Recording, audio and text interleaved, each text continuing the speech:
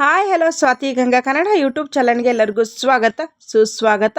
ಎಲ್ಲರಿಗೂ ಮಕರ ಸಂಕ್ರಾಂತಿ ಹಬ್ಬದ ಹಾರ್ದಿಕ ಶುಭಾಶಯಗಳಿಗೂ. ನಿಮಗೂ ಕೂಡ ಅಷ್ಟೇ, ಭಗವಂತ ನೀವು ಏನೆಲ್ಲ ಒಂದು ಕನಸು ಆಸೆಗಳನ್ನು ಇಟ್ಕೊಂಡಿದ್ರು ಅದನ್ನೆಲ್ಲ ಸಲೀಸಾಗಿ ಈಡೇರಿಸಿ ನಿಮಗೂ ನಿಮ್ಮ ಕುಟುಂಬಕ್ಕೂ ಸುಖ ಶಾಂತಿ ನೆಮ್ಮದಿ ಸಮೃದ್ಧಿ ಐಶ್ವರ್ಯವನ್ನು ಕೊಡಲಿ ಅಂಥೇಳಿ ನಾನು ಆ ಭಗವಂತನಲ್ಲಿ ಕೇಳ್ಕೊಳ್ತೀನಿ. ವಿಡಿಯೋ ಇಷ್ಟ ಆಗಿದ್ದರೆ ಲೈಕ್ ಶೇರ್ ಕಮೆಂಟ್ ಸಬ್ಸ್ಕ್ರೈಬ್ ಮಾಡಿಕೊಂಡು ಸ್ವಾತಿ ಗಂಗಾ ಕನ್ನಡ ಯೂಟ್ಯೂಬ್ ಚಾನಲ್ಗೆ ಪ್ರತಿಯೊಬ್ಬರು ಸಪೋರ್ಟ್ ಮಾಡಿ ಅಂತ ಕೇಳ್ಕೊಳ್ತೀನಿ. ಬನ್ನಿ ಇವಾಗ ವಿಡಿಯೋನ ಶುರು ಮಾಡ್ಕೊಳ್ಳೋಣ. ಮಕರ ಸಂಕ್ರಮಣ ಅಂತಂದರೆ ಸುಗ್ಗಿ ಹಬ್ಬ ಅಂತಲೇ ಹೇಳಬಹುದು. ಈ ಒಂದು ಚಳಿಗಾಲವಲ್ಲೇ ಈ ಚಳಿಯೆಲ್ಲ ಕಳೆದು ಬಿಟ್ಟು ಇನ್ನೇನು ಬೇಸಿಗೆಗಾಲ ಪ್ರಾರಂಭವಾಗುವಂಥದ್ದು. ಹಾಗಾಗಿ ಈ ಸಂಕ್ರಮಣದಿಂದ ನಮಗೆ ಎಲ್ಲ ಹಬ್ಬಗಳನ್ನುವಂಥದ್ದು ಪ್ರಾರಂಭವಾಗುತ್ತೆ. ನಮಗೆ ಯುಗಾದಿಗೆ ಹೊಸ ವರ್ಷ ಆಗಿರಬಹುದು, ಆದರೆ ಕ್ಯಾಲೆಂಡರ್ ಪ್ರಕಾರ ಈ 2026 ಈ ಮಕರ ಸಂಕ್ರಮಣದಿಂದನೇ ನಮಗೆ ಎಲ್ಲ ಹಬ್ಬಗಳನ್ನುವಂಥದ್ದು ಪ್ರಾರಂಭವಾಗುವಂಥದ್ದು. ಯಾಕೆ ನಾವು ಈ ಮಕರ ಸಂಕ್ರಮಣವನ್ನು 14ನೇ ತಾರೀಕು, ಯಾಕಂದರೆ ತುಂಬ ಗೊಂದಲವಾಗಿದೆ. ಯಾಕಂದರೆ ಒಂದೊಂದು ಕ್ಯಾಲೆಂಡ್ರಲ್ಲಿ ಒಂದೊಂದು ರೀತಿಯಾಗಿ ಕೊಟ್ಟಿದ್ದಾರೆ. ಒಂದೊಂದು ಕ್ಯಾಲೆಂಡ್ರಲ್ಲಿ 15ನೇ ತಾರೀಕು ಅಂತ ಕೊಟ್ಟಿದ್ದಾರೆ, ಒಂದೊಂದು ಕ್ಯಾಲೆಂಡ್ರಲ್ಲಿ 14ನೇ ತಾರೀಕು ಅಂತ ಕೊಟ್ಟಿದ್ದಾರೆ. ಹಾಗಾಗಿ ಇದು ತುಂಬ ಜನಕ್ಕೆ ಗೊಂದಲ ಅನ್ನೋವಂಥದ್ದು ಆಗ್ತಾ ಇದೆ.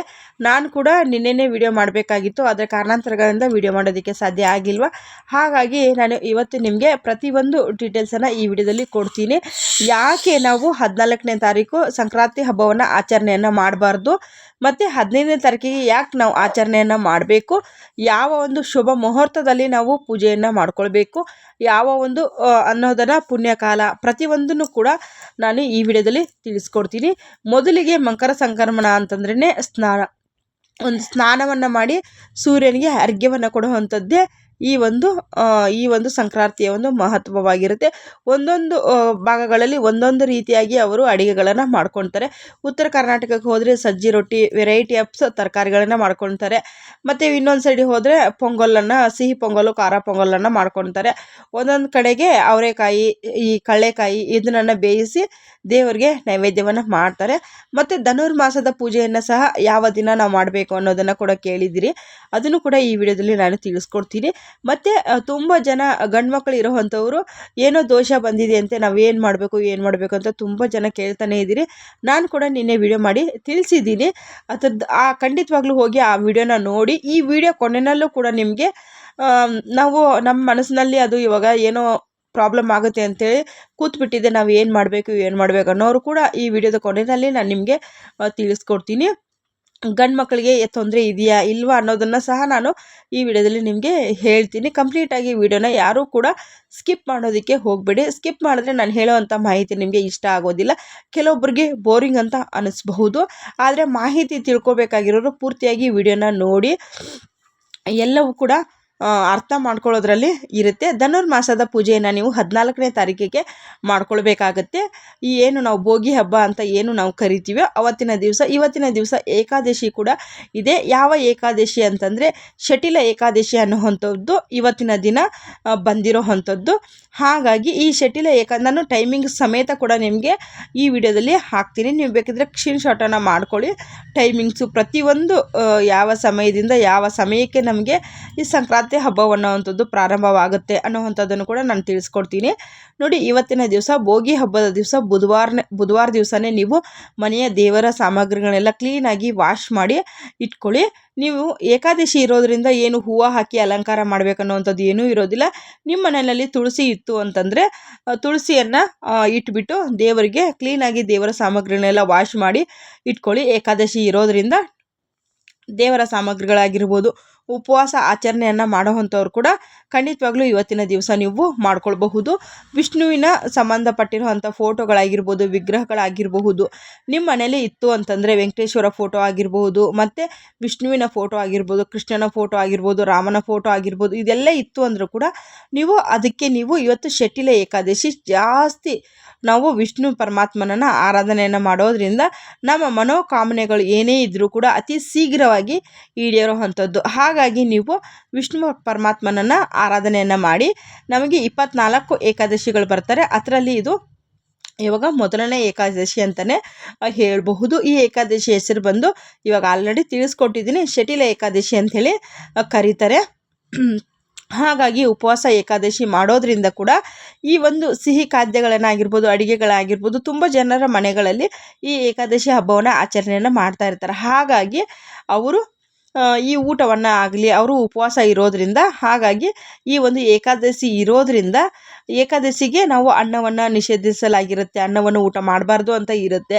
ಆದರೆ ನಾವು ಮಾಡಿರೋವಂಥ ಪದಾರ್ಥಗಳನ್ನು ತಿನ್ನಲೇಬೇಕು. ಹಾಗಾಗಿ ಈ ಒಂದು ಇಲ್ಲ ನಾವು ಮಕರ ಸಂಕ್ರಮಣವನ್ನು 14ನೇ ತಾರೀಕಿಗೆ ನಾವು ಆಚರಣೆಯನ್ನು ಮಾಡಬೇಕು ನಾವು ಅಂತನ್ನೋವಂಥವ್ರಿಗೂ ಕೂಡ ನಾನು ತಿಳಿಸ್ಕೊಡ್ತೀನಿ. ನೋಡಿ ಇಲ್ಲಿ ಹಾಕಿರ್ತೀನಿ, ಮಧ್ಯಾಹ್ನ ನಮಗೆ 3 ಗಂಟೆ 3:30 ಮೇಲೆ ನಿಮಗೆ ಈ ಸಂಕ್ರಾಂತಿ ನೀವು ಇಲ್ಲ ನಾವು ಮಾಡಲೇಬೇಕು, ನಾವು 15ನೇ ತಾರೀಕಿಗೆ ನಾವೆಲ್ಲ ಆಚೆ ಹೋಗಬೇಕು ಅನ್ನೋವಂಥವ್ರು ನಮಗೆ ಮೊದಲಿಗೆ ಈ ಒಂದು ಮಕರ ಸಂಕ್ರಮಣದ ಪೂಜೆ ಅನ್ನುವಂಥದ್ದು ಏನಿರುತ್ತೋ ನಮಗೆ ಸೂರ್ಯನಿಗೆ ಅರ್ಘ್ಯವನ್ನು ಕೊಡುವಂಥದ್ದು, ಮಾಘ ಸ್ನಾನವನ್ನು ಮಾಡುವಂಥದ್ದು.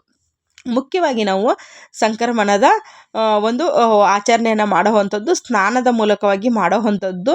ಮತ್ತು ಕೆಲವೊಂದು ಕಡೆಯಲ್ಲಿ ಎಳ್ಳು ಹಚ್ಚಿ ಸ್ನಾನವನ್ನು ಮಾಡುವಂಥ ಸಂಪ್ರದಾಯ ಇರುತ್ತೆ. ಕೆಲವೊಂದು ಈ ಒಂದು ಹೊಳೆಗಳಿಗೆ ಪೂಜೆಯನ್ನು ಮಾಡಿಬಿಟ್ಟು ಅಲ್ಲಿ ಸೂರ್ಯನಿಗೆ ಅರ್ಘ್ಯವನ್ನು ಕೊಟ್ಬಿಟ್ಟು ಆ ಹೊಳೆಗೆ ಉಡಿ ತುಂಬುವಂಥ ಕಾರ್ಯಕ್ರಮಗಳು ಕೂಡ ಇರ್ತವೆ. ಒಂದೊಂದು ಭಾಗದಲ್ಲಿ ಒಂದೊಂದು ರೀತಿಯಾಗಿ ಆಚರಣೆಯನ್ನು ಮಾಡ್ಕೊಳ್ತಾರೆ.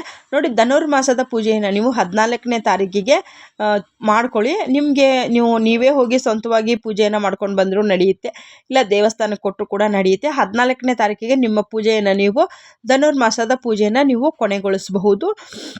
ಹಾಗಾಗಿ ತಿಳಿಸಿದ್ದೀನಿ. ಮತ್ತು ತುಂಬ ಜನ ಏನು ಕೇಳ್ತಾ ಇದ್ರು ಅಂದರೆ, ಗಂಡು ಮಕ್ಕಳಿಗೆ ದೋಷ ಇದೆ ಅಂತೇಳಿ ಕೇಳ್ತಾ ಇದ್ರಿ. ಯಾವುದೇ ರೀತಿಯಾಗಿ ದೋಷ ಅನ್ನುವಂಥದ್ದು ಗಂಡು ಮಕ್ಕಳಿಗೆ ಮಕರ ಸಂಕ್ರಮಣದ ಕಾಲದಲ್ಲಿ ಜನವರಿ ಎಂಡಿಂಗಲ್ಲಿ, ಡಿಸೆಂಬರು ಸ್ಟಾರ್ಟಿಂಗಲ್ಲಿ ಒಂದು ನೆಗೆಟಿವ್ ಎನರ್ಜಿ ಅನ್ನುವಂಥದ್ದು ಜಾಸ್ತಿನೇ ಇರುತ್ತೆ. ಹಾಗಾಗಿ ಅದರಿಂದನೇ ಏನಾನೋ ದೋಷಗಳನ್ನು ಅಂಥದ್ದು ಬಂದಿರೋ ಅಂಥದ್ದು. ಇವಾಗ ನೆಗೆಟಿವ್ ಎನರ್ಜಿ ಅನ್ನೋಂಥದ್ದು ಜಾಸ್ತಿ ತುಂಬಿಕೊಂಡಿರುತ್ತೆ. ಹಾಗಾಗಿ ನೀವೇನು ಮಾಡಿರಿ ಅಂತಂದರೆ, ನಿಮ್ಮ ಒಂದು ಮಕ್ಕಳು ಚಿಕ್ಕ ಮಕ್ಕಳಿದ್ದಾರೆ, ಗಂಡು ಮಕ್ಕಳಾಗಿರ್ಬೋದು ಹೆಣ್ಮಕ್ಳಾಗಿರ್ಬೋದು, ಗಂಡು ಮಕ್ಕಳಿಗೆ ಅಂತ ಇಲ್ಲ, ಹೆಣ್ಮಕ್ಳಾಗಿರ್ಬೋದು ಗಂಡು ಮಕ್ಕಳು. ನೋಡಿ, ಇಲ್ಲಿ ನಾನು ಟೈಮಿಂಗ್ಸ್ ಕೂಡ ನಿಮಗೆ ತಿಳಿಸ್ಕೊಡ್ತಾ ಇದ್ದೀನಿ. ಏಕಾದಶಿ ಅನ್ನೋವಂಥದ್ದು ಎಂಡಿಂಗ್ ಆಗುವಂಥದ್ದು 3 ಗಂಟೆ 17 ನಿಮಿಷಕ್ಕೆ 13ನೇ ತಾರೀಕಿಗೆ ಅದು ಪ್ರಾರಂಭವಾಗುತ್ತೆ. ಇಲ್ಲಿ ನೋಡಿ, ನಿಮಗೆ 14ನೇ ತಾರೀಕಿಗೆ ಸಂಕ್ರಮಣ ಅನ್ನೋವಂಥದ್ದು ಕೂಡ ಇರುತ್ತೆ. ಇಲ್ಲಿ ನೋಡಿ, ನಾನು ಪೂರ್ತಿಯಾಗಿ ನಿಮಗೆ ಡೀಟೇಲ್ ಆಗಿ ತಿಳಿಸ್ಕೊಟ್ಟಿದ್ದೀನಿ. 3 ಗಂಟೆ 13 ನಿಮಿಷಕ್ಕೆ ನಿಮಗೆ ಪ್ರಾರಂಭವಾಗುವಂಥದ್ದು. ಹಾಗಾಗಿ ಖಂಡಿತವಾಗ್ಲೂ ಇದರಲ್ಲಿ ಹಾಕಿದ್ದೀನಿ, ಇದನ್ನು ಕೂಡ ನೀವು ಸ್ಕ್ರೀನ್ಶಾಟನ್ನು ಮಾಡಿಕೊಂಡು ಈ ರೀತಿಯಾಗಿ ಪೂಜೆಯನ್ನು ಸಲ್ಲಿಸ್ಕೊಳ್ಳಿ. ಸ್ವಲ್ಪ ಕ್ಯಾಮ್ರಾದಲ್ಲಿ ಬ್ಲರ್ ಆಗಿರೋದ್ರಿಂದ ನಾನು ಹಾಕಿರುವಂಥ ಟೈಮಿಂಗ್ಸು ಅದು ಸರಿಯಾಗಿ ನನಗೆ ಕಾಣಿಸ್ತಾ ಇಲ್ಲ. ಹಾಗಾಗಿ ನಾನು ಸ್ಕ್ರೀನಲ್ಲಿನೇ ಹಾಕಿದ್ದೀನಿ, ನೀವು ಕೂಡ ಅದನ್ನು ನೋಡ್ಕೊಳ್ಬಹುದು. ಗಂಡು ಮಕ್ಕಳಿಗಿಲ್ಲ, ನಾವು ಕೇಳ್ಕೊಂಬಿಟ್ಟಿದ್ದೀವಿ, ನಾವು ಯಾವ ರೀತಿಯಾಗಿ ದೋಷ ಪರಿಹಾರವನ್ನು, ಹೆಣ್ಮಕ್ಳಾಗಿರ್ಬೋದು ಗಂಡು ಮಕ್ಕಳಾಗಿರಬಹುದು, ನಿಮ್ಮ ಮಕ್ಕಳಿಗೆ ನೀವು ಒಂದು ಸ್ನಾನವನ್ನು ಮಾಡಿ ನಿಮ್ಮ ಮಕ್ಕಳಿಗೆ ನೀವು ಒಂದು ಸಾಂಬ್ರಾಣಿಯನ್ನು ಹಾಕೋದಾಗಿರ್ಬೋದು, ಇಲ್ಲ ದೃಷ್ಟಿ ತೆಗೆಯುವಂಥದ್ದಾಗಿರಬಹುದು, ಆ ರೀತಿಯಾಗಿ ನೀವು ಮಾಡ್ಕೊಳ್ಬಹುದು. ಆದರೆ ಯಾವುದೇ ರೀತಿಯಾಗಿ ಗಂಡು ಮಕ್ಕಳಿಗೆ ಯಾವುದೇ ರೀತಿ ದೋಷ ಅನ್ನೋವಂಥದ್ದು ಇಲ್ಲ. Thank you for watching.